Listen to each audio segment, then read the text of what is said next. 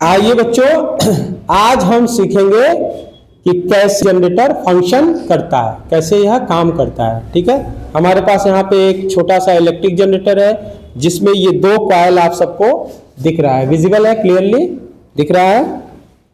इन दोनों कॉइल में जो कंडक्टिव वायर है वो पीछे के साइड से इंटर कनेक्टेड है, मतलब आपस में जुड़ा हुआ है। और इन दोनों कॉइल के बीच में यह मैग्नेट है जिसको हम इस तरह से रोटेट करा सकते हैं, इस तरह से रोटेट करा सकते हैं। इस तरह के रोटेशन का मतलब यह हुआ कि हम कॉइल और मैग्नेट के बीच में क्या करा रहे हैं, रिलेटिव मोशन करा रहे हैं। क्या करा रहे हैं, रिलेटिव मोशन मतलब उनके बीच में सापेक्ष गति करा रहे हैं।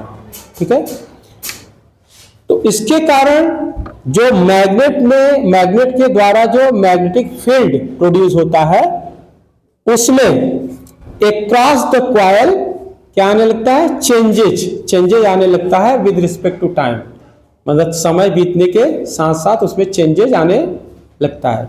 किसमें, मैग्नेटिक फील्ड में। किसके अक्रॉस द कॉइल। ठीक है, इसके परिणाम स्वरूप as a result of which हमें मिलता है एक वोल्टेज, एक इंड्यूस्ड वोल्टेज। कहां पे, ओवर द कॉइल।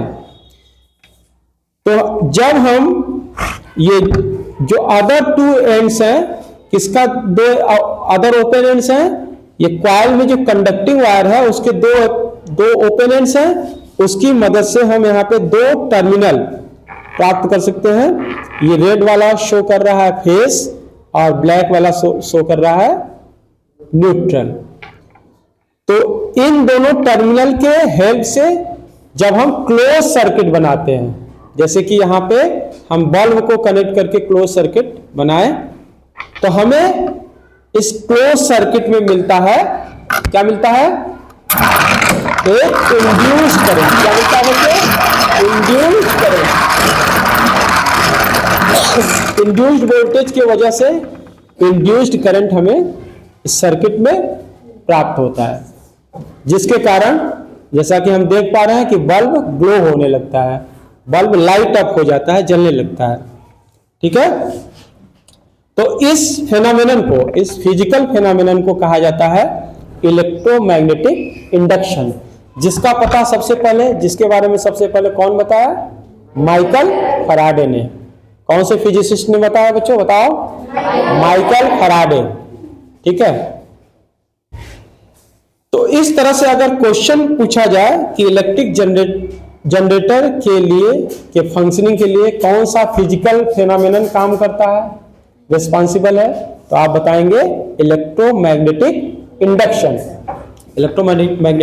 इंडक्शन। तो यह हुआ कि कैसे इलेक्ट्रिक जनरेटर काम करता है। अब हम एक बात और जान लेते हैं कि जितना फास्ट हम रिलेटिव मोशन कराते हैं मैग्नेट और कॉइल के बीच में, जितना फास्ट कराएंगे उतना ही ज्यादा इंड्यूस्ड वोल्टेज मिलेगा अक्रॉस द कॉइल, और उतना ही ज्यादा हमें मिलेगा induced current in the circuit. ठीक है, उतना ही ज्यादा इंड्यूस्ड करंट हमें मिलेगा जितना फास्ट होगा रिलेटिव मोशन किसके बीच में, मैग्नेट और कॉइल के बीच में। ठीक है, तो अब हम यहां पे और एक बात जान लेते हैं, one more important thing. Power station, चाहे वो हाइडल पावर स्टेशन हो, चाहे वो थर्मल पावर स्टेशन हो, वहां पे भी इसी तरह से इलेक्ट्रिक जनरेटर को रन करा करके हम इलेक्ट्रिसिटी प्रोड्यूस करते हैं लार्ज स्केल पे। बस अंतर यह है कि यहाँ पे जो हम हैंड से रन करा रहे हैं इलेक्ट्रिक जनरेटर को, वहां पे हाइडल पावर स्टेशन पर किससे, वाटर टरबाइन से रन कराएंगे इलेक्ट्रिक जनरेटर को, और थर्मल पावर स्टेशन पे स्टीम टरबाइन से इलेक्ट्रिक जनरेटर को रन करा के लार्ज स्केल पे हम इलेक्ट्रिसिटी प्रोड्यूस करते हैं। ठीक है।